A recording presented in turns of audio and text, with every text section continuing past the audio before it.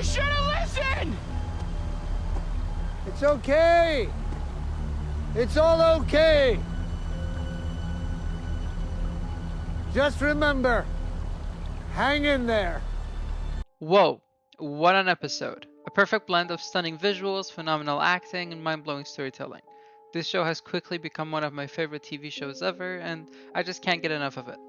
But enough praise for a moment, let's dig into what Irving actually meant in those final moments before he walked the plank. Before we go any further, here's your official disclaimer. The video contains predictions for future episodes, potentially major plot points, so if you want to experience those shocking twists firsthand, maybe bookmark this and come back to this later. But if you're ready for one of the coolest hidden details in the show, let's dive in. If you're a returning viewer, thank you so much for your continued support. But if this is your first time tuning in and you're into deep dive theories like this, make sure to subscribe, hit that like button, and drop a comment with your thoughts and theories of what this episode was like for you. That phrase had everyone scratching their heads, but we, the audience, actually have a pretty clear idea of what Irving meant. Everything has been foreshadowed in the break room. Because, do you remember when Irving was suspicious of Helly lying? The idea of a night gardener seemed completely disconnected from the reality of the outside world.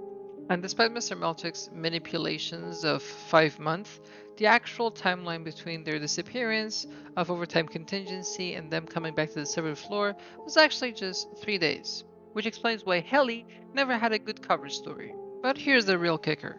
Irving was the only one who actually saw the outside sky.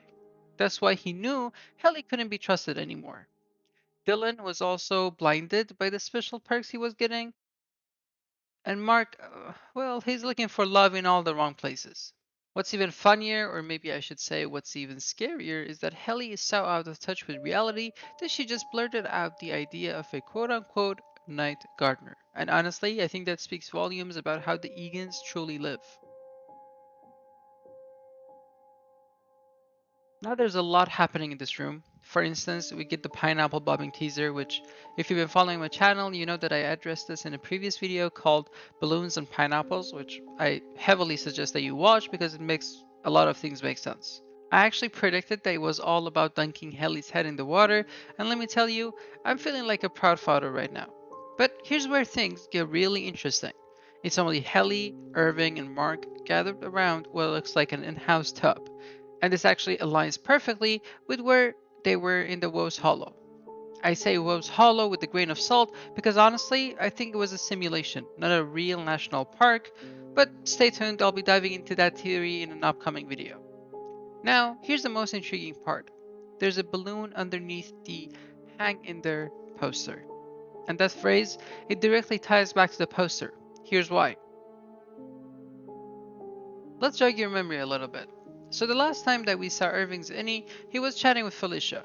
They started off talking about bird and snow globes, but by the end of the conversation, Irving had drawn the exports hall. Then he asked her if she still knew how to get there, and I'm certain she did.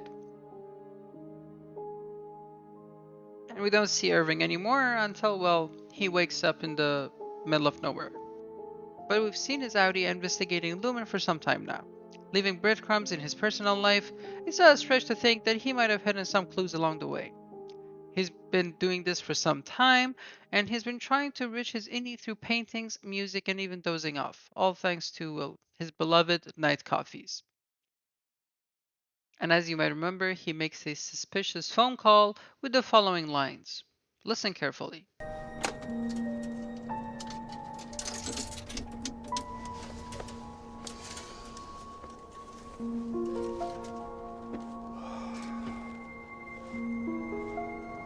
Okay, you're not picking up, I get it. I want you to know I'm here to die.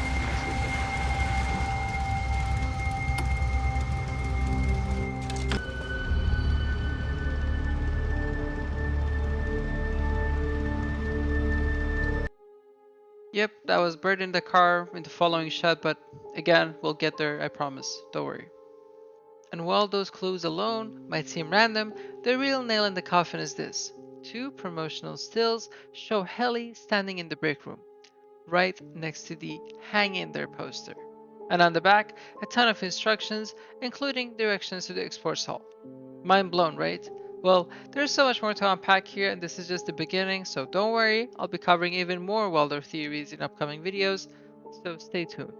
Thank you so much for watching. If you enjoyed diving into Severance theories with me, don't forget to like and subscribe. It really helps motivate me to keep bringing you the best possible content. With that being said, take care, stay safe, and I'll catch you in the next one. Peace.